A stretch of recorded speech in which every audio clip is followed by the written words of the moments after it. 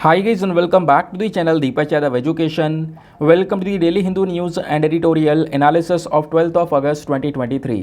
तो गाइज आज है तारीख 12 अगस्त 2023 और है सैटरडे। देखेंगे आज के द हिंदू कंप्लीट न्यूज़पेपर को एनालाइज करेंगे। बट लेक्चर में आगे बढ़ने से पहले अगर आप लोगों को इस लेक्चर का पीडीएफ चाहिए तो क्या करना है, सबसे पहले डाउनलोड करना है टेलीग्राम, देन उसके बाद जाके सर्च बॉक्स में टाइप करना Deepak Yadav education UPSC. As you can see guys आप लोगों को ये वाला चैनल मिल जाएगा, इस पर क्लिक करना और जाकर इस चैनल को ज्वाइन कर लेना। ज्वाइन करने से फ़ायदा क्या होगा, यहाँ पर डेली बेसिस पर लेक्चर का पीडीएफ मिल जाता है, डेली करंट अफेयर के वीडियो का पीडीएफ मिल जाता है और डेली बेसिस पर बहुत सारे डिजिटल नोट्स मिल जाते हैं। नाउ बढ़ते हैं आगे बढ़ने से पहले हमेशा की तरह हम लोग अपने लेक्चर को एक मैप के क्वेश्चन के साथ स्टार्ट करेंगे। तो आज आप सभी लोगों को मैप में जाकर देखना है बेरूत को कहाँ पर है ये एग्जैक्टली लोकेटेड, इसको अच्छे से मैप में देखना। देन उसके बाद आकर नीचे कमेंट सेक्शन में टाइप करना, जिससे कि आप लोग इसको लंबे समय तक याद रख पाओगे।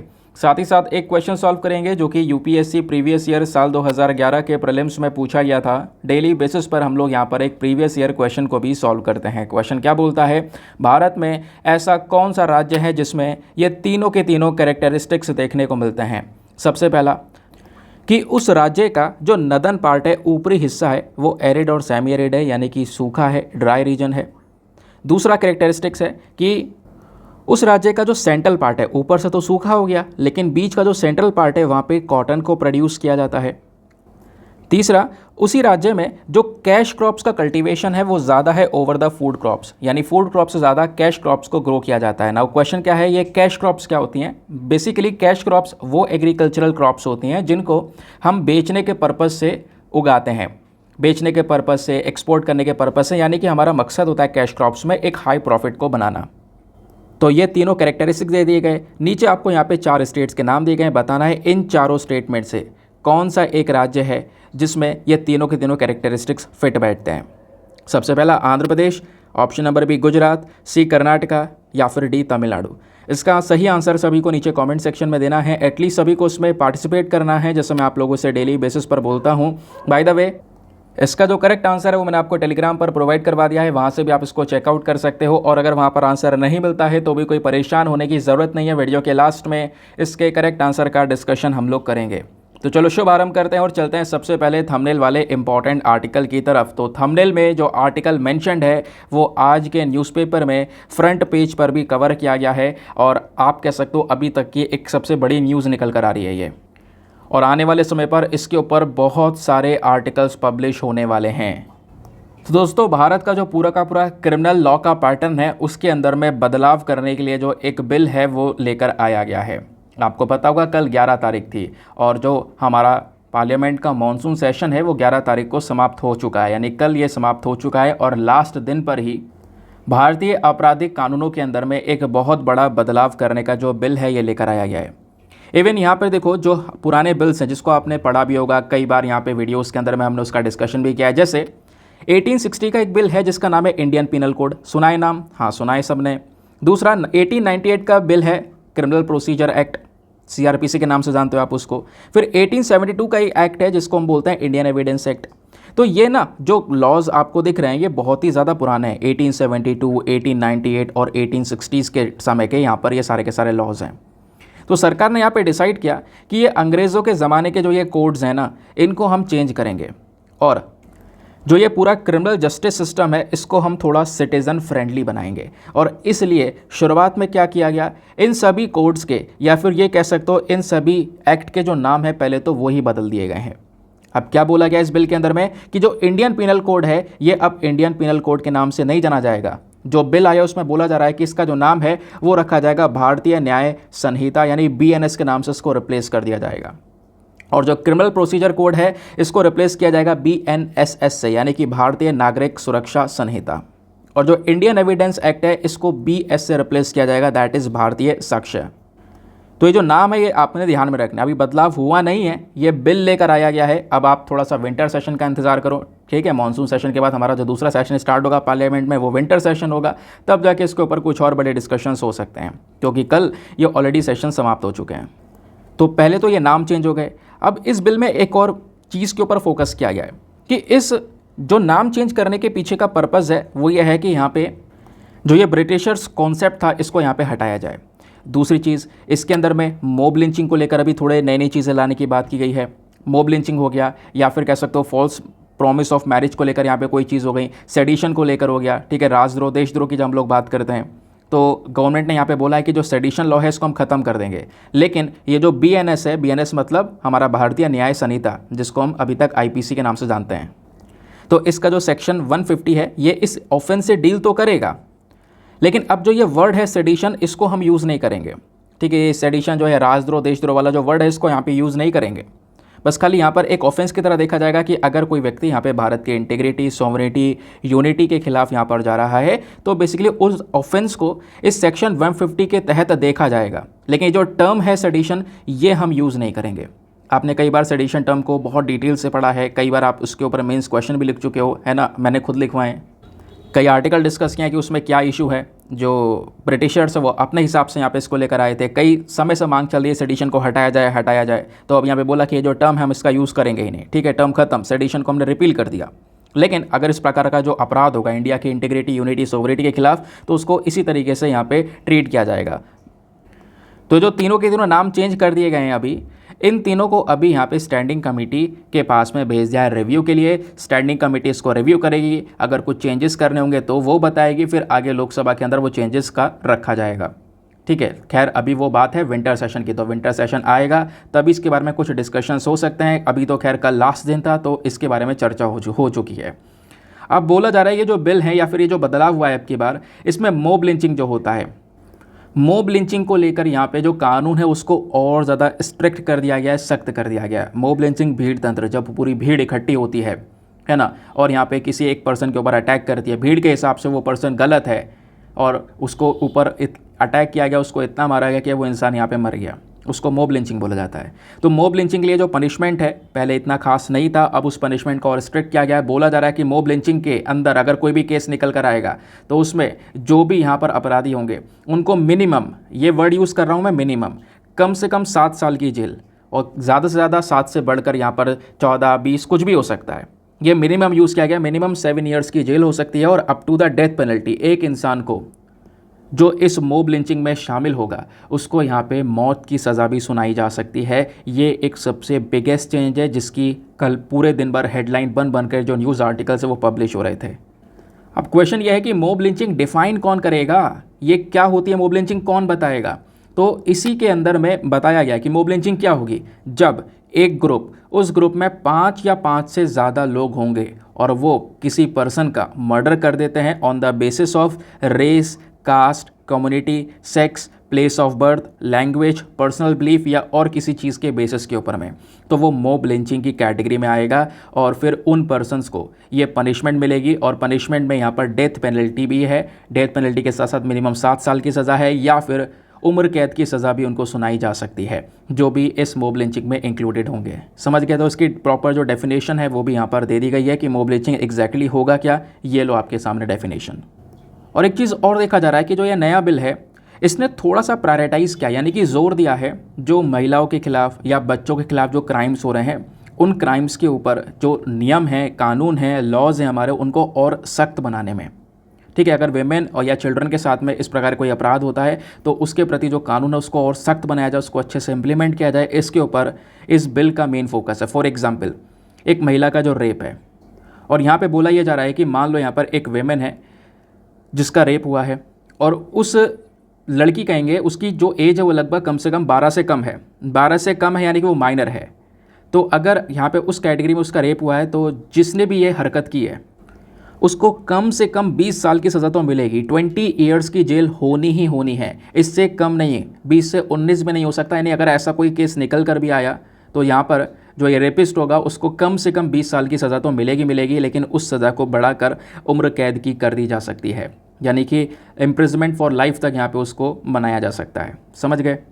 या फिर इसमें अगर ये नहीं तो डेथ पेनल्टी भी आपको देखने को मिलेगा, यानी कि मौत की सज़ा भी सुनाई जा सकती है। क्लियर हो गया। एक चीज़ और फोकस किया गया है इस बिल के अंदर में, अब की बार इसको जेंडर न्यूट्रल बनाने के ऊपर मेन फोकस है। जैसे अभी मैंने रेप की बात की, तो रेप ना देखो एक वेमेन या मेन के साथ में भी हो सकता है, तो अब की बार रेप, इस पूरे के पूरे बिल को इन दोनों ही केसेस को देखते हुए बनाया है। ये बोला जा रहा है कि यहाँ पर ये जेंडर न्यूट्रल के बेसिस पर काम करेगा। फिर ये तो हो गए बड़े बड़े अपराध। अब छोटे अपराध जिसको हम लोग पेटी ऑफेंसेस बोलते हैं, पेटी मतलब छोटे छोटे अपराध।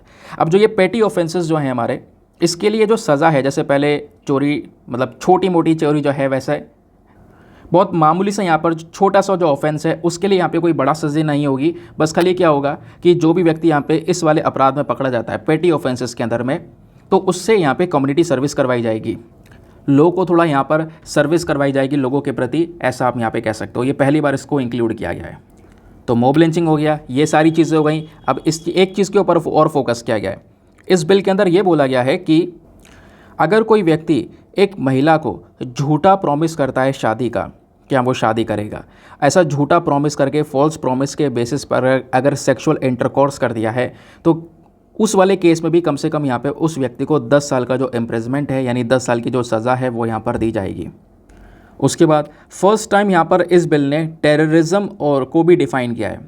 टेररिज्म, आतंकवाद को डिफ़ाइन किया। आतंकवाद बेसिकली वो ऑफेंस होगा, जैसे कि यहाँ पर आपको पता ही है कि इस आतंकवाद को हम ख़त्म भी नहीं कर पाए। कोशिश है हमारी इंडिया की हम ख़त्म कर सकें, बट यहाँ पे कई सारी कंट्रीज़ जिसमें टेररिज्म बहुत ज़्यादा फैला हुआ है, तो टेररिज्म को डिफाइन किया। उसके अलावा छोटे छोटे ऑफेंसेस जैसे सेपरेटिज्म हो गया, आर्म्ड रेबेलियन हो गया, सरकार के खिलाफ यहाँ पर विद्रोह करना, इस प्रकार की जो चीज़ें हो गई, हमारे देश की सॉवरिटी को चैलेंज करना, इस प्रकार की चीज़ों को भी ऐसे कह सकते हो ऑफेंस के कैटेगरी में रखा गया है, अपराध की कैटेगरी में रखा गया है आपकी बार इस बिल के अंदर में।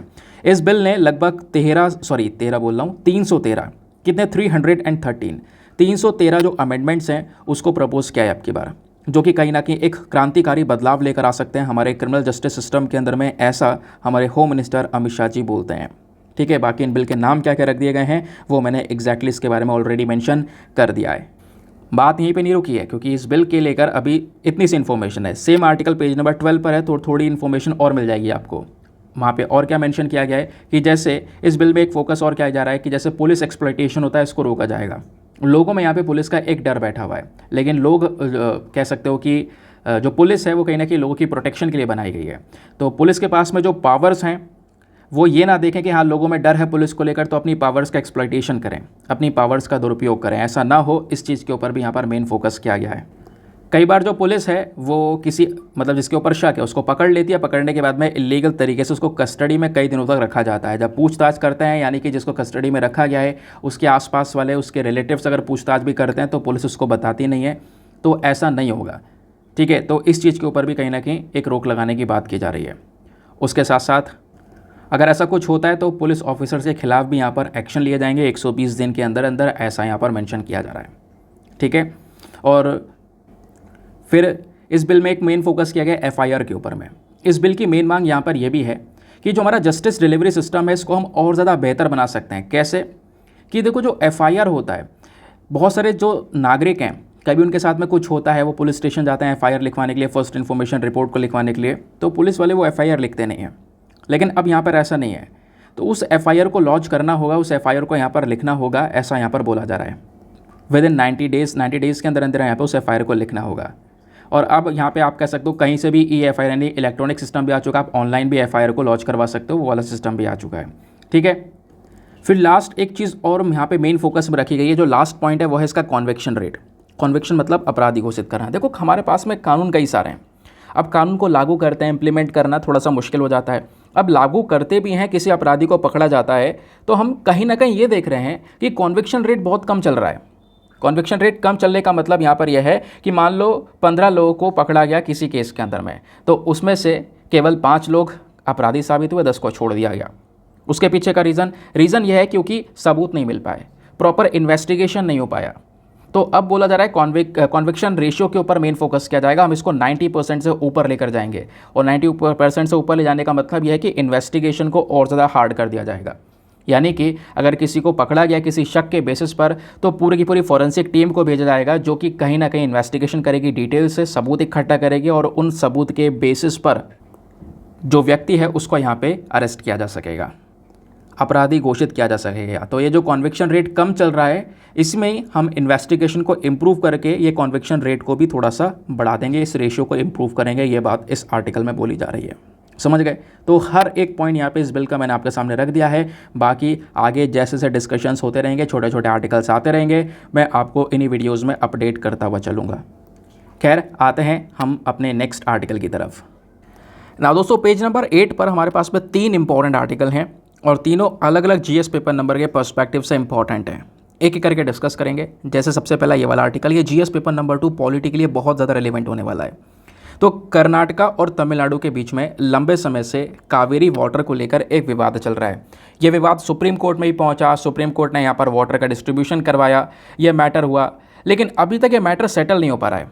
इवन तमिलनाडु की जो सरकार है, इन्होंने फ्राइडे में बोल दिया है कि अब ये वापस सुप्रीम कोर्ट पहुंचने वाले हैं इस कावेरी वाटर के डिस्प्यूट को लेकर, क्योंकि कर्नाटका जो है वो कावेरी का जो पानी है वो यहाँ पे तमिलनाडु को नहीं दे रहा है, क्योंकि कावेरी नदी ऊपर से आ रही है। पहला पड़ता है कर्नाटका, फिर उसके बाद में तमिलनाडु। तो कर्नाटका कहीं ना कहीं उस पानी को नहीं छोड़ रहा है, जिसकी वजह से तमिलनाडु में वो पानी नहीं पहुंच पा रहा है। और इसको लेकर ना अभी न्यू दिल्ली में ये डिस्कशन चला, क्योंकि हमने क्या कर रखा है, इस कावेरी वाटर डिस्प्यूट को लेकर एक बॉडी बना रखी है जिसका नाम है कावेरी वाटर मैनेजमेंट अथॉरिटी। ठीक है, इसकी मीटिंग होती है, तमिलनाडु भी प्रेजेंट होता है, यहाँ पे कर्नाटका भी प्रेजेंट होता है, मीटिंग चलती है प्रॉपर। अब मीटिंग के अंदर आप कह सकते हो कोई भी प्रॉपर सोल्यूशन निकल कर नहीं आया। मीटिंग में जो भी डिस्कशन हुआ है, उस डिस्कशन में कर्नाटका कहीं से कहीं तक तैयार नहीं है इस पानी को शेयर करने के लिए, ऐसा तमिलनाडु को कहना है। तमिलनाडु के जो यहाँ पर मिनिस्टर फॉर वाटर रिसोर्स हैं, इन्होंने ये बोला कि Karnataka does not have the intention to share the water with Tamil Nadu. इनका इंटेंशन ही नहीं है कि वो पानी को शेयर करें तमिलनाडु के साथ में।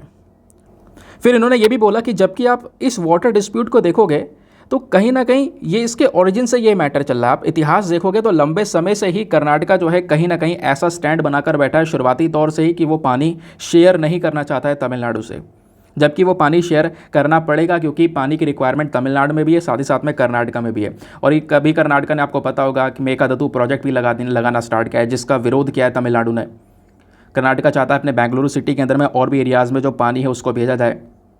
ठीक है, तो हुआ क्या एग्जैक्टली, तमिलनाडु की मांग ये थी कि हमें लगभग 15,000 क्यूसेक्स ऑफ वाटर जो है वो रिलीज़ कर दो, यानी इतना पानी नीचे छोड़ दो।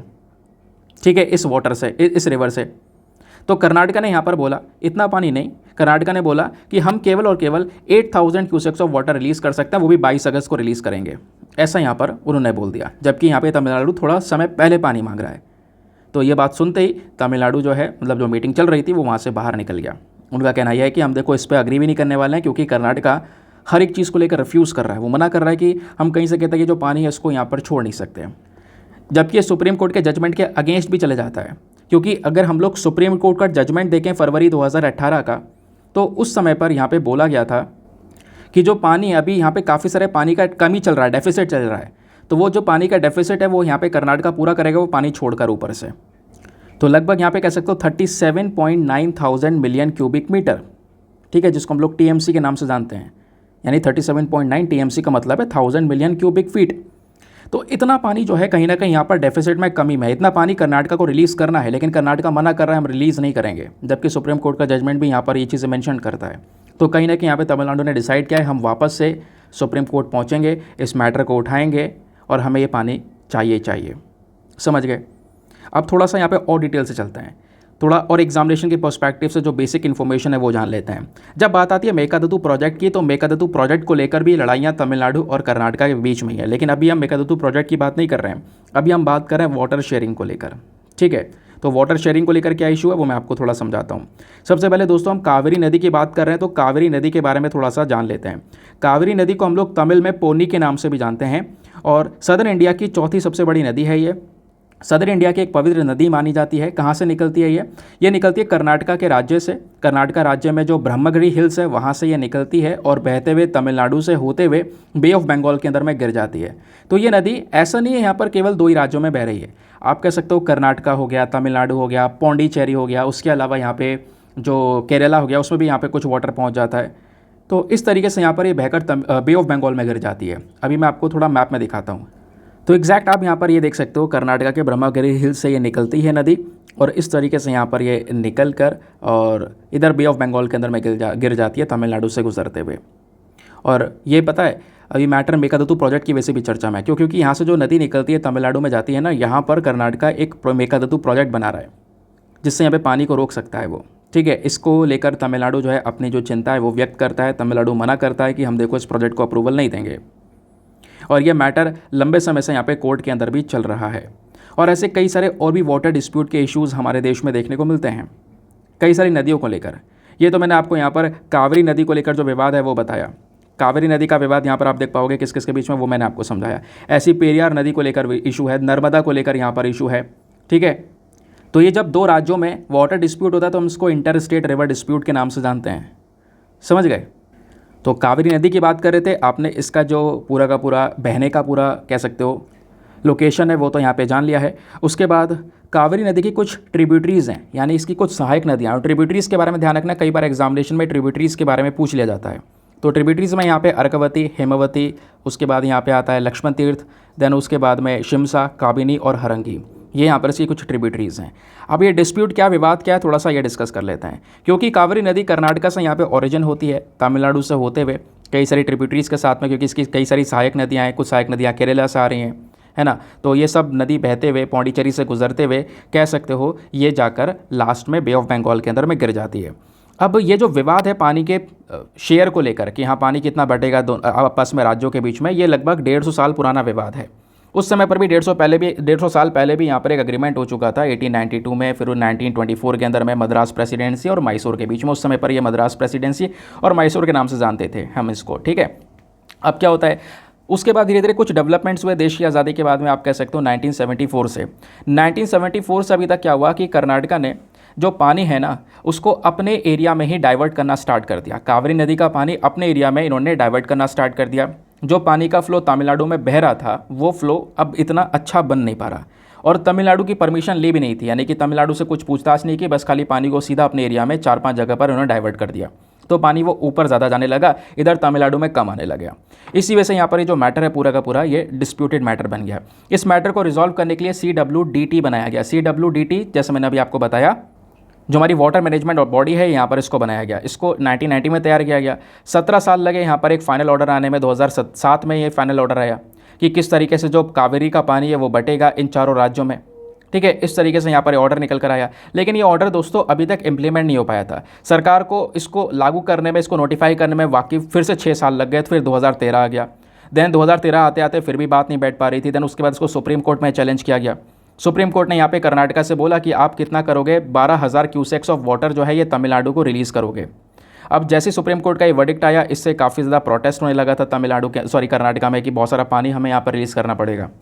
अब जब प्रोटेस्ट वगैरह हुआ, बहुत ज़्यादा प्रदर्शन चला, तो सुप्रीम कोर्ट का एक और वर्डिक्ट आया, फाइनल वर्डिक्ट 2018 में। और 2018 में सुप्रीम कोर्ट ने यहाँ पे बोला कि कावेरी जो है एक नेशनल एसेट है, देश का यहाँ पे पूरा का पूरा एक पूंजी है। देन उसके बाद में क्या होगा कि जैसे सुप्रीम कोर्ट ने पहले एकदम बोल दिया था कि 12,000 क्यूसेक्स ऑफ वाटर तमिलनाडु को देना है, उसको कम कर दिया, उस एलोकेशन को यहाँ पे कम कर दिया। अब सुप्रीम कोर्ट के अकॉर्डिंग यहाँ पे 2018 में बोला गया था कि लगभग उसका जो ये पानी बह रहा है कावेरी का, उसका 284.75 मिलियन क्यूबिक फीट के आसपास कर्नाटक को दिया जाएगा। तमिलनाडु को यहाँ पे 404.25 TMCFT के आसपास दिया जाएगा। TMCFT यही है जैसे मैंने आपको बताया, 1000 मिलियन क्यूबिक फीट की बात कर रहे हैं। केरला को 30 और उसके बाद पुडुचेरी को 7 TMCFT के आसपास यहाँ पर ये जो पानी है ये कह सकते हो बांटा जाएगा। लेकिन क्या हो रहा है, मैटर अभी भी सुलझा नहीं है, अभी भी अलग अलग चीज़ों की वजह से ये पूरा का पूरा मैटर विवादित बना हुआ है। समझ गए कि जितना पानी हमें रिलीज़ करना था उतना पानी रिलीज़ नहीं किया है, ऐसा यहाँ पे तमिलनाडु ने एग्जैक्टली अपनी जो बात है वो रखी है। अब कोई यहाँ पे कोई क्वेश्चन भी आएगा तो आप आराम से उसको हैंडल कर सकते हो। आगे आते हैं नेक्स्ट आर्टिकल की तरफ। अगले आर्टिकल में यहाँ पे बात की जा रही है NGT का मतलब है that is national green tribunal. तो नेशनल ग्रीन ट्राइब्यूनल ने ओडिशा से बोला है कि भैया जो तंपारा लेक है उसके आसपास जो अवैध तरीके से कंस्ट्रक्शन चल रहा है फटाफट उसको रोक दो। तो अब आपके दिमाग में क्वेश्चन आएगा, NGT ये बात बोलने वाली कौन सी बॉडी बन जाती है? देखो, नेशनल ग्रीन ट्रिब्यूनल का मेन काम है हमारे एनवायरमेंटल प्रोटेक्शन का काम करना, ठीक है। हमारा जो पूरा एनवायरमेंट है, हमारा पर्यावरण है, उसको बचाने का ये मेन काम करता है। तो ओडिशा के अंदर में उन्होंने देखो एक लेक है तंपारा लेक। तंपारा लेक हाल ही में न्यूज़ में थी, क्यों? क्योंकि यहाँ पर इसको रामसर साइट का टैग मिला है। तो एक रामसर साइट भी है, अपना में एक इंपॉर्टेंट लेक है, लेकिन इसके आसपास बहुत ज़्यादा इलीगल कंस्ट्रक्शन चल रहा है अवैध तरीके से, जिसकी वजह से सीधा सीधा इस झील के ऊपर बुरा असर पड़ रहा है। झील के ऊपर कह सकते हो कि यहाँ पे पॉल्यूशंस वगैरह ये सारे इश्यूज़ देखने को मिल रहे हैं। तो इसको रोकने के लिए यहाँ पर NGT ने बोला है, इसी वजह से यहाँ पर ये न्यूज़ में है। तो फटाफट इसके बारे में कुछ बैकग्राउंड डेटा जान लेते हैं, एग्जाम के लिए काफ़ी रेलिवेंट है। तंपारा लेक की लोकेशन सबसे पहली चीज़ पूछी जा सकती है, वो है ओडिशा में। और मैं आपको बता दूँ, ओडिशा का जो SSC CGL का पेपर हुआ था ना, उसके अंदर में डायरेक्टली सवाल पूछा गया था कि ये जो तंपारा लेक है ये ओडिशा में कौन से डिस्ट्रिक्ट में है। तो ओडिशा के अंदर में स्पेशली एक डिस्ट्रिक्ट है गंजम डिस्ट्रिक्ट, वहाँ पर आपको ये झील देखने को मिलेगी। एक बहुत ही ज़्यादा फेमस और फ्रेश वाटर लेक है, साफ़ पानी वाली झील ये नज़र आती है। और ये एक वेटलैंड भी है, ध्यान रखना। और ये जो वेटलैंड है इसको रामसर साइट का टैग भी मिला हुआ है। और दूसरी चीज़, बहुत सारी वल्नरेबल स्पीशी हैं, ऐसी यहाँ पर प्रजातियाँ हैं बहुत सारी जो कि बहुत ही ज़्यादा खतरे में हैं, उनको यहाँ पे सपोर्ट प्रोवाइड करवाती है। उन खतरों वाली प्रजातियों के नाम यहाँ पे दिए गए हैं, Cyprinus carpio, common pochard, river tern. इस प्रकार से यहाँ पे आपको ये चीज़ें देखने को मिल जाती हैं जिसको ये सपोर्ट देने का काम करती है। बाकी दोस्तों, अगर आप लोग रामसर साइट का पूरा मैप देखते हो तो एग्जैक्टली अगर टम्पारा कहाँ पर है तो ये हमारा उड़ीसा हो गया। उड़ीसा में यहाँ पर ये टम्पारा लेक हो गई। साइड में आपको ये नज़र आ रहा होगा, ये यहाँ पे इसके बारे में मेंशन कर रखा है। जो हमारी 75 रामसर साइट्स हैं, जनवरी 2023 तक तो खैर 75 रामसर साइट्स हमारे पास में, तो वो 75 रामसर साइट्स का सभी का लोकेशन एग्जैक्ट आपको इस मैप में दिखाई पड़ रहा होगा। अब जो दूसरा पोर्शन इस आर्टिकल का वो है एनजीटी। एनजीटी के बारे में जान लेते हैं, क्योंकि एक नेशनल ग्रीन ट्राइब्यूनल है। आपके सिलेबस में जीएस पेपर नंबर 2 में ट्राइब्यूनल, स्टैच्यूटरी बॉडीज़, ये सभी टॉपिक्स मेंशन्ड है, तो आपने पढ़ना ही पढ़ना है। एनजीटी एक प्रकार की स्पेशलाइज्ड बॉडी है जिसको एनजीटी एक्ट 2010 के तहत, 2010 मतलब 2010 के तहत यहाँ पर इसको बनाया गया है, और जिसका मेन काम है हमारे एनवायरमेंट की प्रोटेक्शन करना। जैसे मैं आपको बता चुका हूँ, एनवायरमेंट का प्रोटेक्शन, जंगलों को बचाना, हमारे नेचुरल रिसोर्सेज की प्रोटेक्शन करना। एनजीटी को जब भारत ने बनाया तो दुनिया में भारत ऐसा तीसरा देश बन चुका था जिसने एनवायरमेंट प्रोटेक्शन के लिए कुछ इस प्रकार की बॉडी बनाई। उससे पहले 2 देश और थे, ऑस्ट्रेलिया और न्यूजीलैंड। समझ गए। अब ये जो एनजीटी है, एनजीटी का मेन काम समझ में आ गया। एनजीटी के अलग अलग ऑफिसेस हैं। मेन ऑफिस न्यू दिल्ली के अंदर में इसका मेन हेडक्वार्टर, उसके अलावा इसकी बाकी कुछ और सिटिंग प्लेसेस भी हैं, जैसे भोपाल, पुणे, कोलकाता, चेन्नई के अंदर में बाकी 4 प्लेसेस देखने को मिल जाएंगी। एनजीटी का स्ट्रक्चर क्या होता है दोस्तों, ये बहुत इंपॉर्टेंट पॉइंट है, इसको मिस मत करना। अगर पढ़ के जा रहे हो एनजीटी तो इतना ज़रूर पढ़ना है। ये आपके पॉलिटी का भी टॉपिक है, ध्यान रखना। आपको पॉलिटी में पूरा ये पॉइंट मिलेगा, एनजीटी पढ़ते हो आप पूरा का पूरा, ठीक है। अब उसके बाद यहाँ पे बात आती है इस ट्राइब्यूनल के अंदर में। ट्राइब्यूनल क्या होता है? ट्राइब्यूनल बेसिकली कोर्ट की तरह होता है। जैसे आप कोर्ट में केस लड़ते हो वैसे यहाँ पर ट्राइब्यूनल होता है। बस खाली यहाँ पे कोर्ट से पहले अगर बाहर मुद्दा निपटाना है तो इस ट्राइब्यूनल में आप निपटा सकते हो। अब होता है दोस्तों यह है, एनजीटी ट्राइब्यूनल के अंदर में कौन कौन होता है? इसमें एक चेयरपर्सन होते हैं, जुडिशल मेंबर्स होते हैं और एक्सपर्ट मेंबर्स होते हैं। समझ गए। जितने भी ये लोग होते हैं वो 5 साल तक इस एनजीटी में रह सकते हैं, मतलब 5 साल का उनका टेन्योर होता है, सिंपल सी बात है। और 5 साल का जैसे टेन्योर इनका ख़त्म हुआ वैसे हो सकता है रीअपॉइंटमेंट हो जाए, लेकिन यहाँ पे कोई रीअपॉइंटमेंट का प्रोसेस नहीं होता। कई सारी बॉडीज़ में क्या होता है ना, एक बार यहाँ पे किसी का टेन्योर खत्म हो गया, उसका समय खत्म हो गया तो वापस रीअपॉइंटमेंट हो जाता है, लेकिन एनजीटी में रीअपॉइंटमेंट नहीं होता है। जितने मेंबर्स एक बार अपॉइंट करे गए 5 साल तक रहेंगे, टेन्योर खत्म, काम खत्म, उसके बाद यहाँ पर कोई और नए मेंबर्स आएंगे। समझ गए। अब जो चेयरपर्सन होता है इस एनजीटी का, क्योंकि मैंने आपको बताया चेयरपर्सन, जुडिशियल मेंबर्स और एक्सपर्ट मेंबर होता है। जो मेन चेयरपर्सन होता है एनजीटी का, इसको हमारी केंद्र सरकार अपॉइंट करती है। केंद्र सरकार भी पहले क्या करेगी, हमारे चीफ जस्टिस ऑफ इंडिया के साथ में बातचीत करेगी, उस कंसल्टेशन के बाद में इसको अपॉइंट करेगी, क्योंकि ये ट्राइब्यूनल है, इस वजह से सीजीआई की ज़रूरत है। ट्राइब्यूनल कोर्ट की तरह काम करता है। समझ गए। अब उसके बाद में चलो चेयरपर्सन समझ में आ गया कैसे अपॉइंट होगा। अब बताओ बाकी जो जुडिशियल मेंबर्स है वो कैसे अपॉइंट होंगे। तो उसके लिए एक सिलेक्शन कमेटी बनाई जाएगी, वही कमेटी यहाँ पर उनका अपॉइंटमेंट करेगी। लेकिन कमेटी बनाएगा कौन? इस कमेटी को बनाएगी हमारी केंद्र सरकार। और उस कमेटी को बनाने का मेन पर्पस क्या है कि वो कमेटी हमारे जुडिशियल मेंबर्स और एक्सपर्ट्स मेंबर को चुनकर निकालेगी जो एनजीटी में सर्व करेंगे 5 साल के लिए। क्लियर हो गया। फिर उसके बाद बोला जा रहा है, सर यहाँ पे बोला गया है जुडिशियल मेंबर्स और एक्सपर्ट मेंबर्स, ये नंबर नहीं बताएगा कि कितने जुडिशियल मेंबर होंगे, 1 2 3 4, तो कितने हो सकते हैं। तो इसका नंबर दोस्तों ध्यान रखना इंपॉर्टेंट है। There are to be at least 10 and maximum 20 full time judicial members. कम से कम 10 और ज़्यादा से ज़्यादा 20 इतने जुडिशियल मेंबर्स हो सकते हैं एनजीटी के अंदर में, और इतने यहाँ पर एक्सपर्ट मेंबर्स इस ट्राइब्यूनल में हो सकते हैं। कम से कम 10 और कम से कम 10 या 20 जुडिशियल और एक्सपर्ट्स मेंबर हो सकते हैं, कह सकते हो ट्राइब्यूनल में। ध्यान रखना। बाकी इनकी पावर क्या मैं आपको बता ही चुका हूँ, मेन एनवायरमेंट प्रोटेक्शन को लेकर काम करना। ठीक है, समझ में आ गया। आते हैं नेक्स्ट आर्टिकल पर। ना दोस्तों, आगे बढ़ने से पहले एक छोटी सी इन्फॉर्मेशन, अगर आप लोग पेड ग्रुप्स को ज्वाइन करना चाहते हो, आपके पास में अच्छा चांस है आप पेड ग्रुप को अभी के अभी ज्वाइन कर सकते हो, क्योंकि आने वाले समय पर हो सकता है यहाँ पर इस ग्रुप में कुछ और चीज़ें, देखो कुछ और चीज़ें ऑब्वियस सी बात है वो ऐड होनी है, तो उसके बाद यहाँ पे हो सकता है प्राइसेस में भी चेंजेस आएँ। लेकिन अभी के लिए यहाँ पे आप इस ग्रुप को ज्वाइन कर सकते हो केवल और केवल 499 में for the life time access. इस ग्रुप में आपको डेली बेसिस पर करेंट नोट्स, पीडीएफ्स वगैरह प्रोवाइड करवाए जाते हैं। फॉर एग्जाम्पल अभी हमने एनजीटी का आर्टिकल डिस्कस किया, उसके पहले तमिलनाडु कर्नाटका का वाटर डिस्प्यूट डिस्कस किया, उसमें मैंने आपको कुछ बैकग्राउंड नोट्स दिए, वहीं क्वेश्चन वहीं से बनना है। तो वो सारा का सारा डेटा आपको PDF के फॉर्म में, PDF प्रिंटेबल भी है, या फिर अगर आप प्रिंट नहीं करना चाहते हो, डायरेक्टली ग्रुप से पढ़ना चाहते हो, तो उस प्रकार के फॉर्म में भी कंटेंट आपको दिया गया है उस ग्रुप के अंदर में। तो आप दोनों तरीके से उसको हैंडल कर सकते हो। कंटेंट हिंदी और इंग्लिश दोनों में आपको प्रोवाइड करवाया गया है। तो उसको ज्वाइन करने के लिए, और जैसे मैंने बोला 499 रुपीज़ का यहाँ पे पूरा का पूरा एक्सेस मिलेगा आपको, यानी केवल एक ही बार इन्वेस्टमेंट करना है 499 का। उसके बाद इन्वेस्टमेंट करके ग्रुप में ज्वाइन होने के बाद भूल जाना है, जो भी बेनिफिट्स मिलेंगे उस बेनिफिट्स को आराम से उठाते रहना है। ग्रुप को ज्वाइन करने का प्रोसेस और भी आसान है। व्हाट्सएप पर जाना है, एक नंबर आपको दिया गया है 8534873368। इस नंबर पर मैसेज करना कि हाँ मुझे ग्रुप ज्वाइन करना है, आपको वहाँ से रिप्लाई आएगा, पेमेंट का प्रोसेस बताया जाएगा, साथ ही साथ में आपको डेमो वीडियो का लिंक भी दिया जाएगा कि आप एक डेमो वीडियो भी देख सकते हो। पूरा डेमो चेक करने के बाद में, अपने आप को सेटिस्फाई करने के बाद में अपना जो पैसा है वो इन्वेस्ट करना है आपको, ठीक है। नाउ इसी के साथ में दोस्तों एक बात जो मैं हमेशा बोलता हूँ, मेक श्योर करना वीडियो पे जो लाइक का बटन है उसको प्रेस कर देना। एक टारगेट है हमारा 5K प्लस लाइक्स का, जिसको आप अचीव करवा सकते हो।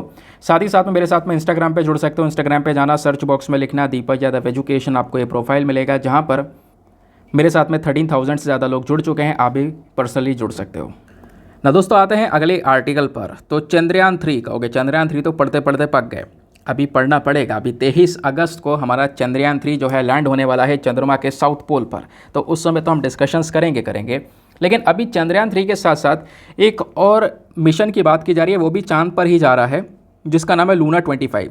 अब लूना 25 इंडिया क्या है क्या? नहीं, यह रशिया का मून स्पेस मिशन है। तो रशिया भी बिल्कुल चांद का साउथ पोल है, इसी साउथ पोल पर रशिया भी उतरने वाला है और इंडिया भी उतरने वाला है। तो रशिया ने अभी यहाँ पर इसको लॉन्च किया है, और लॉन्च करने के बाद इसकी खबर चर्चा में ही है। क्यों? भारत ने तो खैर अपना चंद्रयान 3 14 जुलाई को लॉन्च किया था, रशिया ने अभी कुछ दिन पहले लॉन्च किया है। कुछ दिन पहले बोल रहा हूँ, अभी कल ही लॉन्च किया है, फ्राइडे में लॉन्च किया है, ठीक है। तो लॉन्च करने के बाद में बोला जा रहा है कि हमारे चंद्रयान 3 से पहले रशिया का पहुँच जाएगा। चंद्रयान 3 से पहले क्या होगा, ये रशिया का मिशन पहुँच जाएगा। तो आप कहोगे सर ये नेक्स्ट टू इम्पॉसिबल है, ये कैसे पॉसिबल हो सकता है कि मतलब हमने 14 जुलाई को लॉन्च किया था, तब हमारा 23 अगस्त को पहुंचेगा वो चांद के ऊपर में, और रशिया ने कल अपना ये मिशन लॉन्च किया है लूना 25, और वो 21 बताया जा रहा है रॉसकॉस्मोस के थ्रू। रॉसकॉस्मोस बेसिकली रशिया की स्पेस एजेंसी है, जैसे भारत का इसरो है वैसे रशिया का रॉसकॉस्मोस है। तो बताया जा रहा है कि वो 21 को पहुँच जाएगा, 21 अगस्त को भारत के चंद्रयान 3 से 2 दिन पहले पहुँच जाएगा। तो कहीं ना कहीं इसको लेकर लोगों में थोड़ा सा यहाँ पे दिलचस्पी जाग चुकी है। ऐसा क्यों? देखो इसके पीछे का एक सिंपल रीज़न है। वो रीज़न क्या है मैं आपको बताता हूँ। भारत का जो चंद्रयान 3 गया है, देखो यहाँ पे मैं थोड़ा सा स्ट्रक्चर ड्रॉ करके बताता हूँ ताकि आपको यहाँ पे बहुत अच्छे से समझ में आए। तो यहाँ पे हो गया अर्थ और इधर हो गया यहाँ पर मून, ठीक है। तो भारत का जो ये चंद्रयान 3 है वो कैसे गया है, हमने इसको लॉन्च किया। तो लॉन्च करने के बाद में पहले तो वो हमारे पृथ्वी को ऑर्बिट किया है, ठीक है ना। आपको पता होगा कुछ दिन तक तो वो पृथ्वी को ऑर्बिट कर रहा, और पृथ्वी को ऑर्बिट करने के बाद में उसने ये चंद्रमा वाला ऑर्बिट पकड़ा, ठीक है। पृथ्वी को ऑर्बिट करते करते उसने ये चंद्रमा का ऑर्बिट पकड़ा, और चंद्रमा का ऑर्बिट पकड़कर अब वो चंद्रमा के चक्कर लगा रहा है।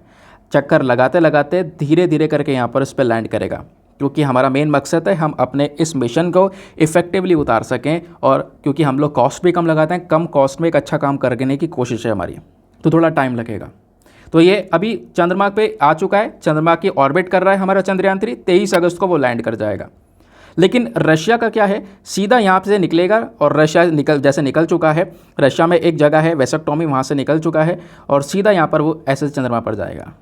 तो ये डिस्टेंस की बात है, उसने ज़्यादा डिस्टेंस कवर किया है, रशिया का डिस्टेंस कम कवर करेगा, सीधा चांद पर जाकर वो लैंड हो जाएगा।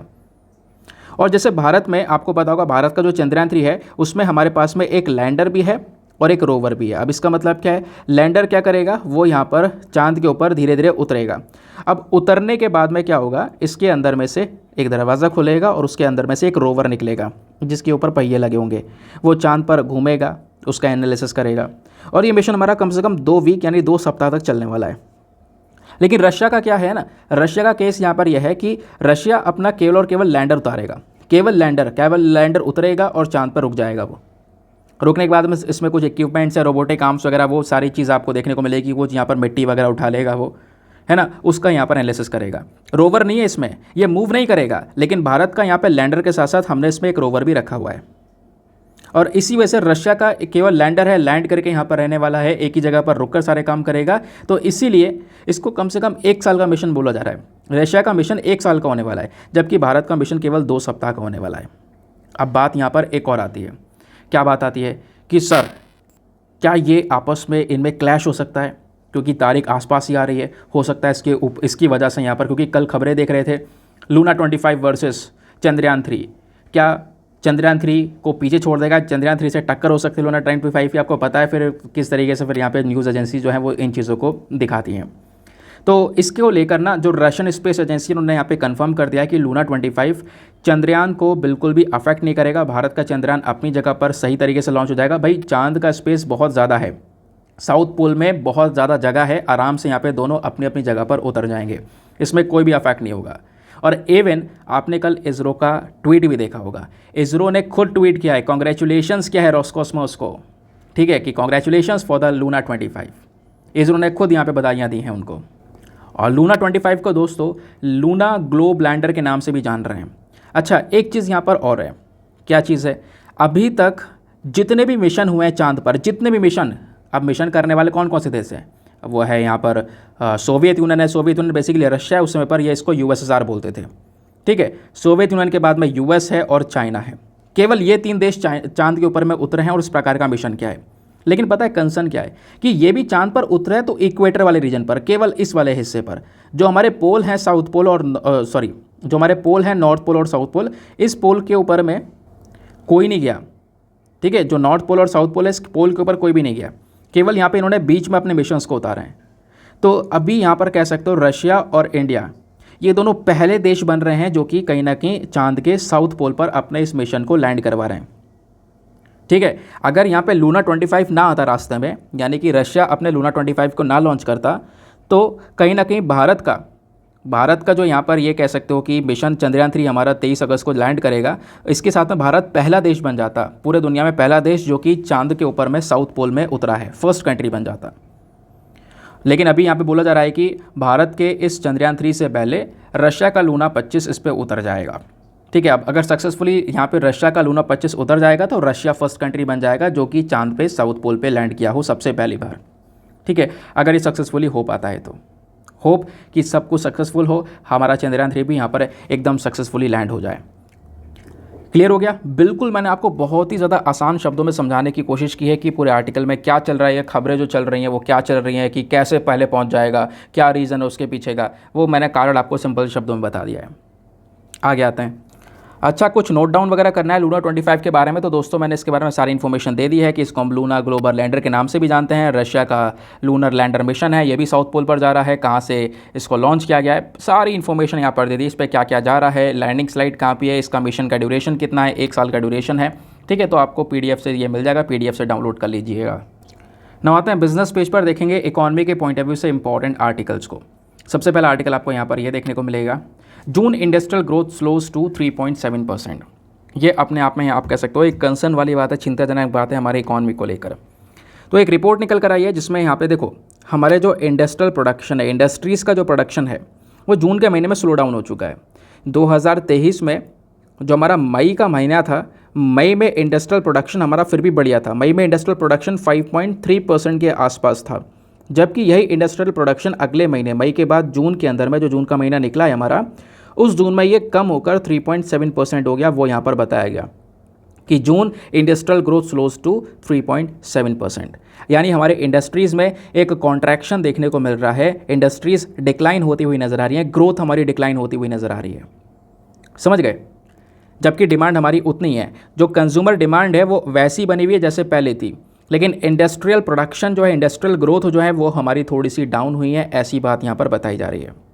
बोला यह जा रहा है कि जो नेशनल स्टैटिस्टिकल ऑफिस है, NSO जिसको हम लोग बोलते हैं, इन्होंने लगभग 23 अलग अलग जो मैन्युफैक्चरिंग सेक्टर्स हैं उनका डेटा उठाया। इनमें से जो इन 23 मैन्युफैक्चरिंग सेक्टर्स में से लगभग 14 मैन्युफैक्चरिंग सेक्टर्स का जो डेटा है वो यहाँ पर रिलीज़ किया गया, ठीक है। और उसमें भी यहाँ पे हमने देखा कि जून के महीने में कहीं ना कहीं कॉन्ट्रैक्शन आया है। मई के कंपैरिजन में जून में हमारी इंडस्ट्रीज़ थोड़ी सी डिक्लाइन हुई हैं, और इसी को लेकर रिसेंटली आपको पता होगा इंडेक्स ऑफ इंडस्ट्रियल प्रोडक्शन, यानी जिसको हम IIP बोलते हैं, वो रिसेंटली रिलीज़ हुआ था। और ये index of industrial production release करने का काम करता है NSO। फ्राइडे में यहाँ पर इसको रिलीज़ किया गया था, और उसी IIP के अंदर में हमने देखा है जून के महीने में कहीं ना कहीं इंडस्ट्रियल ग्रोथ में कॉन्ट्रैक्शन हुआ है, इंडस्ट्रियल प्रोडक्शन के अंदर थोड़ा सा डिक्लाइन देखने को मिला है मई के कंपैरिजन में, समझ गए। अब दोस्तों कितना परसेंट कम हुआ है, कितना परसेंट कम नहीं हुआ है, ये चीज़ें आपसे एग्जामिनेशन में कभी नहीं पूछी जाती हैं। इकॉनमी के अंदर में ये एक पॉइंट आपने दिमाग में बैठा के रखना है कि भाई इस महीने इन्फ्लेशन इतना था, इस महीने हो गया, इस महीने इंडस्ट्रियल ग्रोथ इतना था, इस महीने इतना हो गया, इतना परसेंट चल रहा है, इतना परसेंट ग्रोथ है, इतना परसेंट फोरकास्टिंग ग्रोथ दी है। नहीं, ये आपने कभी ध्यान नहीं रखना होता है। कई सारी एजेंसीज आती हैं कि भारत इतने परसेंट से नहीं इतने परसेंट से ग्रो करेगा, भाई वो हमेशा चेंज होता रहता है। और आज से पहले का पूरा इतिहास आप देख सकते हो यूपीएससी के प्रीवियस ईयर क्वेश्चंस का, कि कभी भी ऐसे परसेंटेज नहीं पूछे गए। पूछा जाता है तो सीधा आपसे कॉन्सेप्ट पूछा जाता है, इकोनॉमी का जो कॉन्सेप्ट है वो आपने क्लियर होना चाहिए। जैसे फॉर एग्जांपल यहाँ पे अभी इंडेक्स ऑफ इंडस्ट्रियल प्रोडक्शन की बात की जा रही है, तो डायरेक्टली पूछ जाएगा। उसके अलावा आपको इस पूरे आर्टिकल में कुछ नहीं मिलेगा जो काम का हो। तो आईआईपी पता होना चाहिए कि इंडेक्स ऑफ इंडस्ट्रियल प्रोडक्शन क्या है, जिसका डेटा आया, जिसके तहत हमें पता चला हमारी जो इंडस्ट्रीज़ का प्रोडक्शन है वो थोड़ा सा डाउन है, इंडस्ट्रियल ग्रोथ हमें थोड़ी सी डाउन दिख रही है। ठीक है। अब दोस्तों इंडस्ट्रीज़ की जब हम लोग बात करते हैं उसमें कई सारे सेक्टर्स हैं हमारे, लेकिन हमारे भारत की अगर हम देखेंगे तो 8 मेन कोर सेक्टर्स भी हैं हमारे। 8 कोर सेक्टर्स कौन कौन से हैं? कोयला सेक्टर हो गया, crude oil, natural gas, refinery products, fertiliser, steel, cement, electricity, ये हमारे 8 कोर सेक्टर्स हैं। और इन 8 कोर सेक्टर्स के जो नाम है वो आपके दिमाग में रटे होने चाहिए, ध्यान रखना चाहिए। जैसे कि अब इसका वेटेज कितना कितना, सबसे बड़ा सेक्टर कौन सा? रिफाइनरी है। रिफाइनरी का परसेंटेज, इसका वेटेज 28.04% के आसपास है। रिफाइनरी के बाद जो दूसरा सबसे बड़ी इंडस्ट्री है इसमें कोर सेक्टर, वो इलेक्ट्रिसिटी है। इलेक्ट्रिसिटी के बाद तीसरी स्टील है, स्टील के बाद में चौथी यहाँ पर कोल है। तो ये हमारी 8 मेन कोर इंडस्ट्रीज़ हैं, कोर सेक्टर्स हैं। इसको लेकर भी हर साल डेटा आता है और आईआईपी यहाँ पर रिलीज़ करता है कि भाई इन 8 कोर इंडस्ट्रीज़ का जो कह सकते हो ग्रोथ है वो कैसा हुआ है। इनका ग्रोथ मतलब देश का ग्रोथ, इंडस्ट्रियल ग्रोथ। तो जो हमारा आईआईपी तैयार होता है ना, that is index of industrial production, वो यहाँ पर इन सभी का डेटा कंबाइन करके तैयार किया जाता है इन 8 कोर इंडस्ट्रीज़ का। समझ गए। इंडेक्स ऑफ इंडस्ट्रियल प्रोडक्शन है क्या? तो दोस्तों यहाँ पर ये एक इंडिकेटर है, यानी कि हमें दर्शाने का काम करता है कि किस तरीके से भारत के अंदर में इंडस्ट्रियल प्रोडक्शन में बदलाव आया है, चेंजेस आए हैं, इंडस्ट्रियल प्रोडक्शन बढ़ा है या घटा है, वो डेटा देने का काम करता है हमारा आईआईपी। आईआईपी को कौन तैयार करता है? तो इसको कंपाइल और पब्लिश किया जाता है मंथली के बेसिस पर, हर महीने आता है ये सेंट्रल स्टैटिस्टिकल ऑर्गेनाइजेशन, जो कि हमारा ministry of statistics and programme implementation के अंदर में आता है। तो ये इसको कंपाइल और पब्लिश करता है। और ये आईआईपी हमें दिखाता है कि हमारे यहाँ जो इंडस्ट्री का ग्रोथ रेट है वो यहाँ पर किस तरीके से उसको मेजर करने में मदद करता है।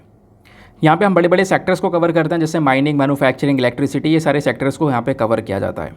ठीक है, आईआईपी के बारे में समझ में आ गया। अब आईआईपी का इंपॉर्टेंस क्या है, इस इंडेक्स को लाने की क्या ज़रूरत है? देखो, इस इंडेक्स को लाने की इसलिए भी ज़रूरत पड़ती है क्योंकि जो हमारी सरकारी मिनिस्ट्रीज़ हैं, मिनिस्ट्री ऑफ फाइनेंस हो गया या इवन हमारा सेंट्रल बैंक हो गया, रिजर्व बैंक ऑफ इंडिया हो गया, ये सारी जो बॉडीज़ हैं ना हमारी, इवन सरकार जो है वो इसका यूज़ करती है ताकि कुछ नीतियाँ बनाई जा सकें। इकॉनमी को संभालने के लिए, कुछ नई पॉलिसीज़ को बनाने के लिए ये जो आईआईपी है इसका यूज़ किया जाता है। इवन यहाँ पे जो हमारे देश की जीडीपी होती है, that is gross domestic product, overall जो इकॉनमी होती है उसको कैलकुलेट करने में भी आईआईपी हमारे लिए काफ़ी ज़्यादा रेलिवेंट माना जाता है। ठीक है, तो आपसे क्वेश्चन बन सकता है, जैसे 2015 में एक सवाल पूछ लिया गया था कि जो इंडेक्स ऑफ 8 कोर इंडस्ट्रीज़, देखो एक होता है इंडेक्स ऑफ 8 कोर इंडस्ट्रीज़ है और यहाँ पर यह है इंडेक्स ऑफ इंडस्ट्रियल प्रोडक्शन। तो ये जो इंडेक्स ऑफ 8 कोर इंडस्ट्रीज़ हैं, इनमें से यहाँ पर कह सकते हो सबसे ज़्यादा वेटेज किसका, सबसे बड़ी इंडस्ट्री कौन सी है? कोयल, इलेक्ट्रिसिटी, फर्टिलाइज़र या फिर स्टील। तो आप कहोगे रिफाइनरी नहीं है, यहाँ पे रिफाइनरी होती तो वो होती है, लेकिन 2015 के हिसाब से अगर आप देखोगे तो यहाँ पे आ जाता है हमारा इलेक्ट्रिसिटी सेक्टर। तो इलेक्ट्रिसिटी यहाँ पर यानी बी वाला हमारा सही उत्तर है। क्लियर हो गया? तो वो 8 कोर इंडस्ट्रीज़ अलग हैं, बाकी इंडेक्स ऑफ इंडस्ट्रियल प्रोडक्शन अलग है। इंडेक्स ऑफ इंडस्ट्रियल प्रोडक्शन यहाँ पे क्या है, ये हमारे इंडस्ट्रियल सेक्टर्स की जो स्थिति है उसको यहाँ पर दर्शाने का काम करता है। तो बोला जा रहा है कि जैसे इंडस्ट्रीज़ की बात करेंगे, 12 इंडस्ट्रीज़ में कहीं ना कहीं घाटा चल रहा था मई के महीने में, और ये बढ़कर जून में 23 इंडस्ट्रीज़ के आसपास हो गई। 23 मैन्युफैक्चरिंग सेक्टर्स ऐसे हो गए जो कि कहीं ना कहीं हमारे डिक्लाइन वे में चलते हुए नज़र आ रहे हैं। समझ गए? आगे आते हैं। अब देखो नेक्स्ट आर्टिकल है, इसमें अगेन एक स्टेटमेंट है, कोई ज़्यादा फोकस में नहीं रखेंगे, लेकिन कुछ छोटी छोटी रेलिवेंट इन्फॉर्मेशन उसको ज़रूर से जानेंगे। तो जो हमारी फाइनेंस मिनिस्ट्री हैं, ठीक है, वो यहाँ पर ये बात करती हैं, फाइनेंस मिनिस्टर जो हैं आज के समय पर हमारे निर्मला सीतारमण जी हैं। इन्होंने बोला है कि इंडिया का जो मेन फोकस है वो है एमडीबीज़ को मजबूत करने के लिए। एमडीबीज़ मतलब multilateral development banks. Multilateral development banks को और ज़्यादा मजबूत किया जा सके, तो इसके ऊपर भारत का आज का मेन फोकस है। क्योंकि आपको पता होगा इंडिया जो है वो G20 जो पूरी मीटिंग हो रही है, इस G20 को अब की बार होस्ट कर रहा है। तो हमारे लिए यहाँ पर एक मेन फोकस यही है कि हम लोग इन एमडीबीज़ को, मल्टीलेटरल डेवलपमेंट बैंक्स को और ज़्यादा मजबूत करते हुए नजर आएँ। सर पहला क्वेश्चन यहाँ पर ये नज़र आता है कि ये मल्टीलेटरल डेवलपमेंट बैंक्स होते कौन कौन से हैं? आपने सुना होगा, ज़रूर से नाम सुना होगा वर्ल्ड बैंक ग्रुप का, वर्ल्ड बैंक हो गया, एशियन डेवलपमेंट बैंक हो गया, अफ्रीकन डेवलपमेंट बैंक हो गया, उसके अलावा इंटर अमेरिकन डेवलपमेंट बैंक हो गया। ये सारे मल्टीलेटरल डेवलपमेंट बैंक्स ही तो हैं हमारे। तो इनको इम्प्रूव करना ताकि दुनिया भर में जो भी चैलेंजेस हैं, दुनिया भर में जो भी समस्याएं हैं, चुनौतियां हैं, उनसे ये बैंक्स आराम से लड़ सके, क्योंकि कहीं ना कहीं ये जो बैंक्स हैं वो भी लगातार सफ़र कर रहे हैं आज के समय पर, वो हमें नज़र आया है। तो इसी के बेसिस पर थोड़ा सा हम लोग मल्टी डेवलपमेंट बैंक्स के चैलेंजेस के बारे में बात करेंगे। कुछ दिनों पहले मैंने एक एडिटोरियल डिस्कस किया था इंडियन एक्सप्रेस का, आपको याद होगा, मुझे यहाँ पर याद है NK सिंह साहब ने वो एडिटोरियल लिखा था जहाँ पे इन मल्टीलेटरल डेवलपमेंट बैंक्स के अंदर में सुधार की उन्होंने मांग की थी। आपको याद हो रहा होगा, आपने एक मेंस क्वेश्चन भी लिखा था, शायद ये 8 या 9 जुलाई की बात कर रहा हूँ मैं, 1 महीने पहले की बात कर रहा हूँ, ठीक है। तो मल्टीलेटरल डेवलपमेंट बैंक्स हमारे कुछ फाइनेंशियल इंस्टीट्यूशंस होते हैं, ऐसी संस्थाएं हैं जिनका मेन काम क्या होता है, लोन्स देना, कुछ सपोर्ट प्रोवाइड करवाना, टेक्निकल असिस्टेंस प्रोवाइड करवाना डेवलपिंग कंट्रीज़ को। जो भी हमारी डेवलपिंग कंट्रीज़ हैं उनकी आर्थिक स्थिति इंप्रूव रहे, सोशल और इकोनॉमिक डेवलपमेंट के ऊपर मेन फोकस होता है इन मल्टीलेटरल डेवलपमेंट बैंक्स का। जब जब सपोर्ट चाहिए होता है तो यहाँ पर ये जो बैंक्स हैं हमें सपोर्ट करती हैं, ठीक है। खासकर ये बैंक्स सपोर्ट करते हैं मिडिल इनकम कंट्रीज़ को, लो इनकम कंट्रीज़ को, ताकि वहाँ पे गरीबी को कम किया जा सके, इंफ्रास्ट्रक्चर इंप्रूव किया जा सके, लोगों को सपोर्ट किया जा सके, इन्वेस्टमेंट लाया जा सके। ये मेन फोकस होता है हमारा। लेकिन पिछले कुछ समय पर ये मल्टीलेटरल डेवलपमेंट बैंक्स खुद से ही बहुत सारी चुनौतियाँ फेस कर रहे हैं, बहुत सारी चैलेंजेस फेस कर रहे हैं। तो हमें इन बैंक्स के अंदर एक रिफॉर्म्स की आवश्यकता है, एक बदलाव की आवश्यकता है, ताकि इन बैंक्स को हम थोड़ा सा और मजबूत कर सकें और जितने भी चैलेंजेस हैं उससे यहाँ पर निकल कर आकर इन बैंक्स को ऐसा बना दिया जाए कि ये बाकी डेवलपिंग कंट्रीज़ की भरपूर कैटेगरी में मदद कर सकें। समझ गए? तो अब ज़रूरत क्या है पहले मल्टीलेटरल डेवलपमेंट बैंक्स के अंदर में बदलाव करने की, वो थोड़ा समझते हैं। बोला ये जा रहा है कि आज के समय पर जो ये मल्टीलेटरल डेवलपमेंट बैंक्स हैं हमारे, इनके जो रूल्स एंड रेगुलेशंस हैं ये वर्ल्ड वॉर 2 के बाद में एस्टेब्लिश करे गए थे और उन्हीं रूल्स एंड रेगुलेशंस के हिसाब से कहानी चल रही है। हमें उन चीज़ों को थोड़ा सा वापस से इम्प्रूव करना पड़ेगा। हमें जो डेवलपिंग कंट्रीज़ हैं ना, उनकी परफॉर्मेंस को बढ़ाने के ऊपर मेन फोकस रखना होगा इन MDBs का, मल्टीलेटरल डेवलपमेंट बैंक्स का, ठीक है। बोला जा रहा है कि जो ये MDBs हैं, इनकी जो स्ट्रैटेजी है, इनकी जो नीति चल रही है आज, इनकी जो बिजनेस मॉडल चल रहे हैं आज के समय के, वो यहाँ पर इतने बढ़िया नहीं है कि वो एक डेवलपिंग कंट्री को पूरी तरह से सपोर्ट कर सकें। तो इन्हीं नीतियों के अंदर में हमें थोड़ा सा बदलाव चाहिए होगा, ताकि हम यहाँ पर जो रिसोर्सेस है उनका प्रॉपरली यूज़ कर सकें, ठीक है। तो जो आज के समय की रणनीतियाँ हैं, जो मॉडल्स हैं, ये इतने ज़्यादा डाइवर्सिफाई नहीं है और हमें थोड़ा सा इसको थोड़ा सा और ज़्यादा अलग अलग सेक्टर्स में लेकर चलना होगा, ऐसा यहाँ पर बोला जा रहा है। इनोवेशन और टेक्नोलॉजी को सपोर्ट करना होगा, ये ऐसा यहाँ पर बोला जा रहा है। इन बैंक्स की जो गवर्नेंस है, ठीक है, रूल करने की पावर है, वो भी काफ़ी ज़्यादा कमज़ोर है, उसको भी यहाँ पे कहीं ना कहीं हमें मेंटेन करना होगा। यानी कहने का मतलब है आज का जो स्ट्रक्चर है इन MDBs का ना, यहाँ पे प्रॉपर पार्टिसिपेशन नहीं है। जो डेवलपिंग कंट्रीज़ हैं वो डिसीजन नहीं ले पाती। भाई बड़े बड़े देश ही जो हैं इस ग्रुप का बड़ा हिस्सा हैं और वही आपस में डिसीजन मेकिंग कर लेते हैं। अभी डेवलपिंग कंट्री को भी तो डिसीजन मेकिंग में लो। जब डेवलपिंग कंट्री को लोगे डिसीजन मेकिंग में किसी भी पर्टिकुलर प्रॉब्लम के खिलाफ, तभी जाकर यहाँ पे जो इम्प्रूवमेंट है वो निकल कर आएंगे। समझ गए? तो इसी वजह से यहाँ पे आवश्यकता है इन MDBs को इम्प्रूव करने की। लेकिन ये MDBs कुछ चैलेंजेस को भी यहाँ पर कहीं ना कहीं फेस कर रहे थे, वो मैंने आपको बताया। अब इनमें बदलाव करने में दिक्कतें बहुत सारी हैं। जैसे क्या क्या दिक्कतें हैं? ग्लोबल चैलेंजेस, दुनिया भर में कई सारे बड़े बड़े चैलेंजेस हैं। जैसे कहीं पर कभी पेंडेमिक आ जाएगा, अभी जैसे कोविड-19 आया, या किसी देश में कॉन्फ्लिक्ट छिड़ जाएगा, जैसे अभी नाइजर में कॉन्फ्लिक्ट छिड़ा पड़ा है, या कोई ट्रांस बाउंड्री इश्यू आ जाएगा। तो उस केस में यहाँ पर जो MDBs हैं, ये मल्टीलेटरल डेवलपमेंट बैंक्स, इनको इतना मजबूत होना पड़ेगा कि इस प्रकार की प्रॉब्लम को ये रिजॉल्व कर सकें। लेकिन आज के समय पर प्रॉब्लम ये बढ़ती चली जा रही हैं, बहुत तेज़ी से चेंजेस आ रहे हैं दुनिया भर के अंदर में, लेकिन इन बैंक्स का जो सपोर्ट है वो थोड़ा सा कमज़ोर होता हुआ चले जा रहा है। तो ये सबसे पहली बात, रिफॉर्म्स में ये एक सबसे बड़ा चैलेंज है। इस वजह से यहाँ पर सुधार नहीं हो पा रहा है इन बैंक्स के अंदर में।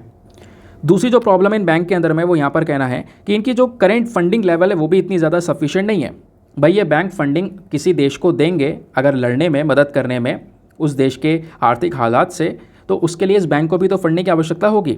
और इवन आज हम लोग सभी कंट्रीज़ मिलकर एक टारगेट रखते हैं क्लाइमेट चेंज का, कि भाई ये जो लगातार टेम्परेचर इंक्रीज़ हो रहा है, गर्मी बढ़ रही है, इससे हमें लड़ना है ना, इंफ्रास्ट्रक्चर डेवलपमेंट के ऊपर काम करना है। तो इन सभी टॉपिक्स के ऊपर अगर यहाँ पे अगर आप डिस्कशन करोगे, इनको लागू करने का काम करोगे, तो इसके लिए बहुत बढ़िया फंडिंग चाहिए होती है। अब फंडिंग जब उठाने जाएंगे तो इन MDB के पास में, खुद के पास में इतना सफिशिएंट फंड अवेलेबल नहीं है कि यहाँ पर इस प्रकार से फंडिंग प्रोवाइड करवा सकें। तो ये भी एक बहुत बड़ा चैलेंज आपको इन बैंक्स में देखने को मिल जाता है। एक बहुत बड़ा चैलेंज ये भी है प्रोसीजरल कॉन्स्टेंट्स। ये क्या है? ये एमडीबी कई बार ना इनकी बहुत ज़्यादा निंदा होती है। क्यों? कई बार ये अपने ब्यूरोक्रेटिक प्रोसीजर्स के अंदर में फंस जाते हैं। यानी भाई डिसीजन ले लिया गया भाई प्रोजेक्ट को लागू करने का, अब क्या हुआ, प्रोजेक्ट इंप्लीमेंट नहीं हो पा रहा, लागू नहीं हो पा रहा। क्यों? क्योंकि और भी ज़्यादा यहाँ पे जो ब्यूरोक्रेटिक प्रोसीजर्स है वो फंस गए इतने सारे, यहाँ पर इन्होंने अपने स्टेप्स बना रखे हैं अप्रूवल करने के लिए प्रोजेक्ट को, तो उसमें कहीं ना कहीं प्रॉब्लम्स आनी स्टार्ट हो जाती हैं। प्लस जो क्लाइमेट चेंज का इशू है उसको भी यहाँ पे उससे लड़ने में आप कह सकते हो ये जो एमडीबीज़ हैं आज के समय पर ये सक्सेसफुल नहीं रहे हैं। यहाँ पर भी आप कह सकते हो ढेर सारे चैलेंजेस नज़र आ रहे हैं। तो ये तो हो गए चैलेंजेस, लेकिन अब इंडिया के ऊपर क्या इसका इम्प्लीकेशन पड़ रहा है वो थोड़ा डिस्कस करते हैं। देखो भारत जो है कहीं ना कहीं यहाँ पर ग्लोबल साउथ का एक लीडर और पार्टनर के तौर पर दिखाई दे रहा है।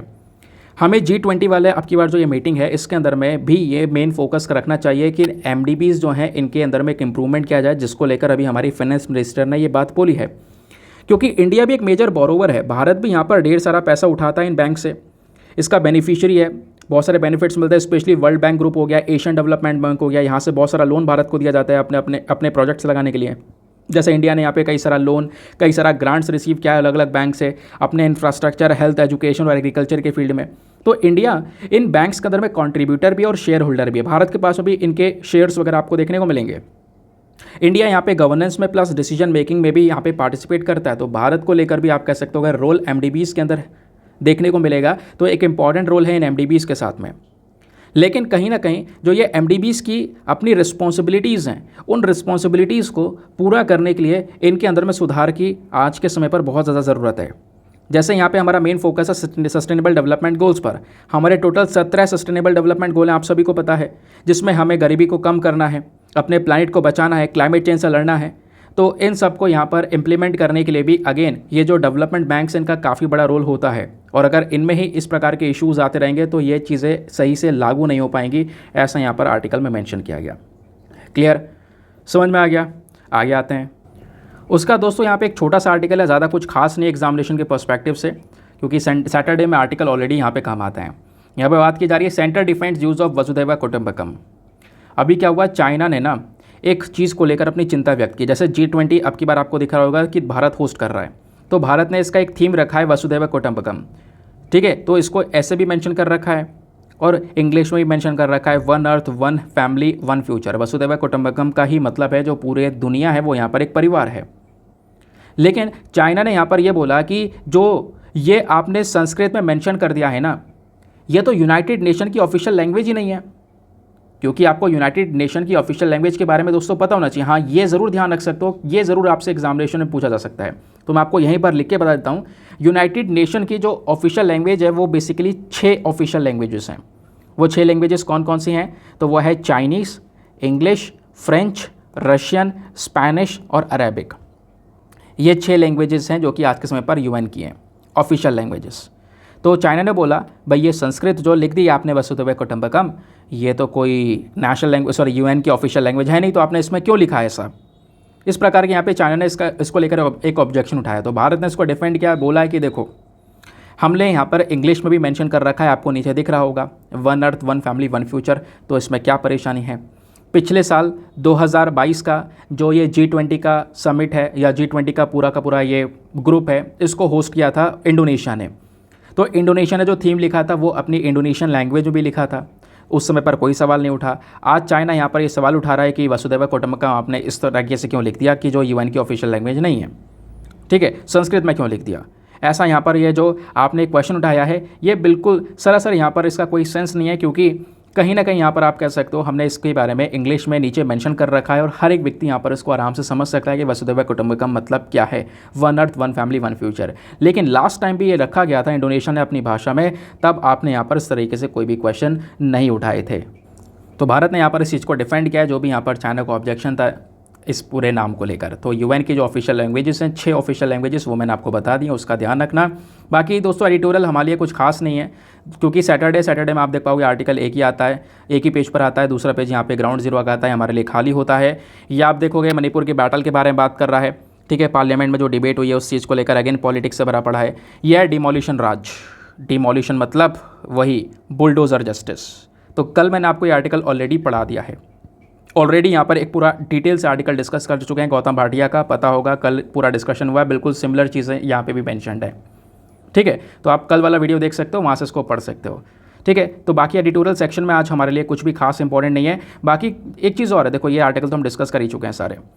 कल मैंने वीडियो के लास्ट में बोला था आपसे कि एक आर्टिकल हमारा रह गया है जो कि हमने परसों छोड़ा था, स्मॉल मॉड्यूलर रिएक्टर वाला। और कल भी मैंने आपसे मेंशन किया था कि हाँ एक आर्टिकल है और उसको हम डिस्कस कर लेंगे, मैं भूला नहीं हूँ।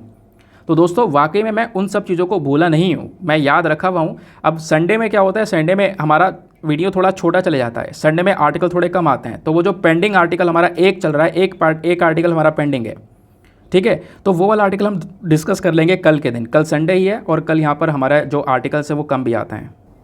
तो काफ़ी लोग बोलते हैं छोड़ दे दो सर, ऐसा कुछ भी नहीं है दोस्तों, मैंने कभी भी आर्टिकल छोड़ा नहीं है। जो बोला है कि यहाँ पेंडिंग है कवर करूँगा, वो मैंने कवर किया है। ठीक है, तो इतना ट्रस्ट थोड़ा सा बना के रखो। और जो आपका परसों का छोटा वाला आर्टिकल है वो कल कवर हो जाएगा, कल 100% कवर हो जाएगा। कल संडे में इतने न्यूज़ आर्टिकल्स आते हैं नहीं। बाकी आते हैं हम अपने प्रीलिम्स वाले क्वेश्चन पर कि 2011 का एक प्रश्न था, ऐसा कौन सा राज्य है जिसमें ये तीनों के तीनों कैरेक्टरिस्टिक्स आपको देखने को मिलेंगे।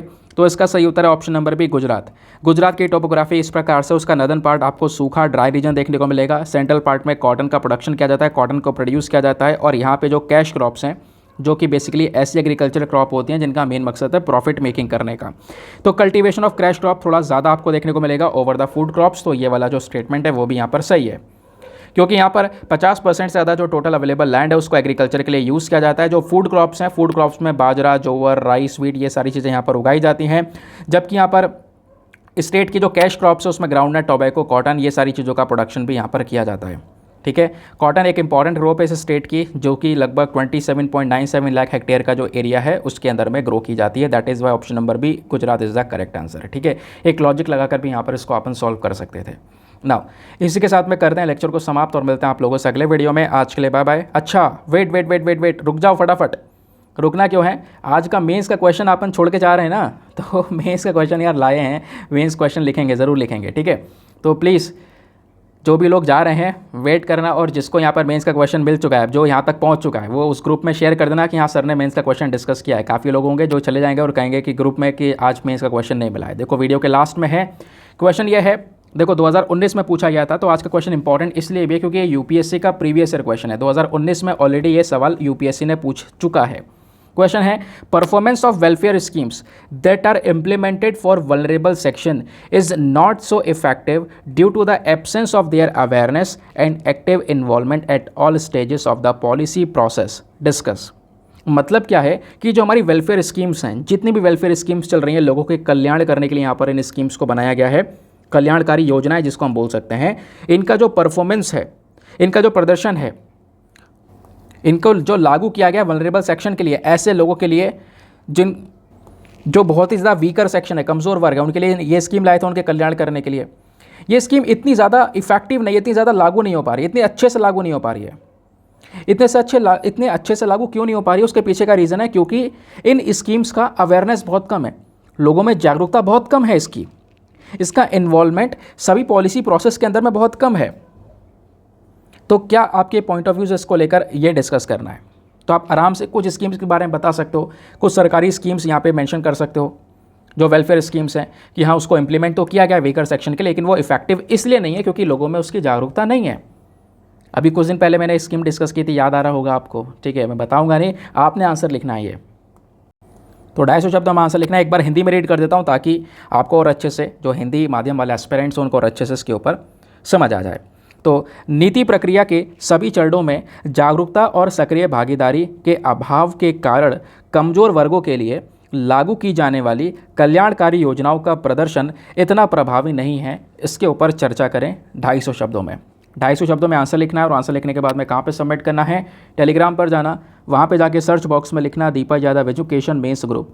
फुल फॉर्म लिखोगे मेरा टेलीग्राम चैनल मिलेगा जहाँ पर 70,000 से ज़्यादा लोग ऑलरेडी जुड़ चुके हैं। आप भी जुड़कर अपने आंसर्स को लिखकर सबमिट कर सकते हो। दोस्तों आप जब अपने आंसर को लिखकर सबमिट करोगे तो साथ ही साथ में एक छोटा सा काम और करना है, एटलीस्ट सभी लोगों को 2-2 आंसर्स रिव्यू करने हैं। जब आप सभी लोग 2-2 आंसर्स को रिव्यू करोगे तो बहुत सारे फ़ायदे होंगे आपको भी और सामने वाले को भी। आपको कैसे फ़ायदे होंगे, कुछ इंपॉर्टेंट पॉइंट्स मिलेंगे जो आप अपने नोट्स में इंक्लूड कर सकते हो। सामने वाले के आंसर में अगर कोई मिस्टेक होती है तो आप उनको बता सकते हो कि यहाँ पर इंप्रूवमेंट की आवश्यकता है। तो इस प्रकार से कोऑपरेटिव वे में वो ग्रुप चल रहा है, आप ज़रूर उसका हिस्सा बने। और एक बात का ध्यान रखें, आप वहाँ पे फालतू की चीज़ें शेयर ना करें। इसी वजह से यहाँ पर लोग ब्लॉक हो जाते हैं, फिर उसके बाद में यहाँ पर वो मेंशन करते हैं कि सर ये गलती हो गई, वो गलती हो गई। देखो यार, आप दूसरे एरिया का कंटेंट वहाँ पे शेयर कर देते हो, उसकी वजह से फिर मुझे वार्निंग आने लगती है कि आपके ग्रुप में ये कंटेंट शेयर हो रहा है, कॉपीराइट आ सकता है। समझ गए इस बात को? तो यार ऐसे दूसरी जगह का लिंक या कोई आर्टिकल वगैरह मत शेयर करो, मतलब जैसे कि दूसरे मटेरियल को मत शेयर करा करो, किसी और की जो प्रॉपर्टी है वो, और खासकर बिना कंसेंट के, तो खासकर बिना पूछे। समझ गए? तो इस चक्कर में यहाँ पर उन लोग ब्लॉक कर दिए जाते हैं। तो आप थोड़ा सोच समझ के यहाँ पे देखो, आपको वैसे मिल ही जाता है, कुछ नहीं करना, आंसर लिखना है और उसके बाद में सीधा अपना रिव्यू करना है, काम खत्म। उसके अलावा टाइम वेस्ट करना ही नहीं है मोबाइल फ़ोन में। समझ गए ना? इसके साथ में करते हैं लेक्चर को समाप्त और मिलते हैं आपसे अगले वीडियो में। आज के लिए bye bye, have a nice day, thank you and जय हिंद।